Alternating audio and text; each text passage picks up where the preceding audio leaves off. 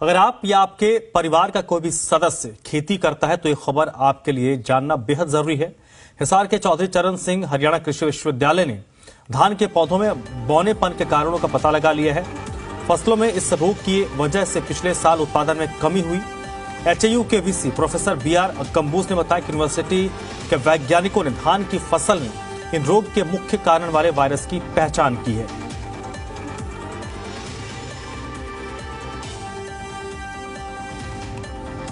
अगर आप खरपतवार को लेकर सजग नहीं है तो ऐसे में अब सावधान होने की जरूरत है, क्योंकि पिछले साल जो धान की फसल में बौनेपन की शिकायत आई थी उससे संबंधित एक वायरस की पहचान की गई है।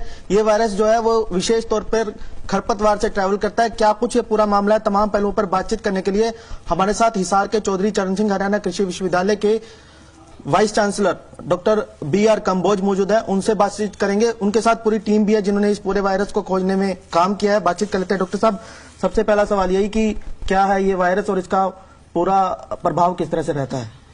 देखिए, पिछले साल जो धान की फसल थी उसमें कई राज्यों में बौनेपन की समस्या आई थी, यानी कि जो उसकी बढ़वार है वो कम हुई थी। और इसके लिए जो वायरस का समूह है वो स्पाइनो विडे समूह के एक वायरस की पहचान की गई थी, जिसको कि हम साउदर्न राइस ब्लैक स्टीव्ड ड्वार्फ वायरस यानी कि SRBSDV के नाम से जानते हैं। एक वायरस को पहचाना गया था। अभी हमारे वैज्ञानिकों के द्वारा एक और वायरस जो कि राइस गाल ड्वार्फ वायरस यानी कि RGDV के नाम से जाना जाता है, वो भी पहचाना गया है। और ऐसा पाया गया है कि जिसकी पहचान पहले की गई थी साउदर्न ब्लैक राइस वायरस की, उसको जो पनपने पे वो पनप सकता है। पो अनवा एक वीड है, खरपतवार है, जो कि गेहूं की फसल में भी होता है, खास तौर से जहां पे नमी ज्यादा है। तो ऐसे वीड पे जब वो पनपता है तो निश्चित रूप से उसको प्रभावी रूप से नियंत्रित करना अति आवश्यक है, ताकि उसका संकरण जो हमारी धान की नर्सरी बोई जाएगी या आने वाली फसल में ना हो। इसीलिए इसकी पहचान की गई है कि इसका होस्ट क्या है जिस पे ये पनपता है, और उसको नियंत्रित करने के लिए हम जो दवाइयों का प्रयोग है या हाथ से निकालने की जो बात है वो अभी हमें पूरा करना पड़ेगा, ताकि इसके संकरण को हम आने वाली फसल में रोक सकें। अच्छा डॉक्टर साहब, आपने एक सुझाव दिया किसानों को कुछ, उसमें ये भी आपने बताया कि अगेती और पचेती अगर धान की करते हैं तो उसमें भी इसका खतरा रह सकता है। उनको क्या सलाह देना चाहेंगे और वो क्या लॉजिक है?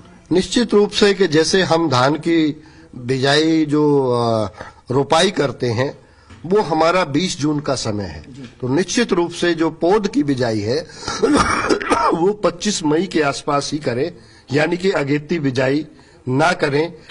जब अगेती बिजाई जिन भी खेतों में पिछले साल पाई गई थी वहां पे इसका संक्रमण ज्यादा रहा था, और उसका कारण वही है कि जो रबी के सीजन में हमारे खरपतवार हैं वो तब तक जिंदा रहते हैं। यदि हम समय पे बिजाई करेंगे तो निश्चित रूप से इसके नियंत्रण में हमें मदद मिलेगी। शुक्रिया सर। तो ये थे प्रोफेसर बीआर कंबोज, जिन्होंने साफ तौर पर यही बताया कि जो नए वायरस की पहचान की गई है उसके निस्तारीकरण को लेकर भी यूनिवर्सिटी लगातार प्रयास रहता है। साथ ही साथ जागरूकता की इस पूरे मसले को लेकर बेहद ज्यादा जरूरत है। कैंपस से राजेंद्र कुमार के साथ रोहित कुमार, जी मीडिया हिसार।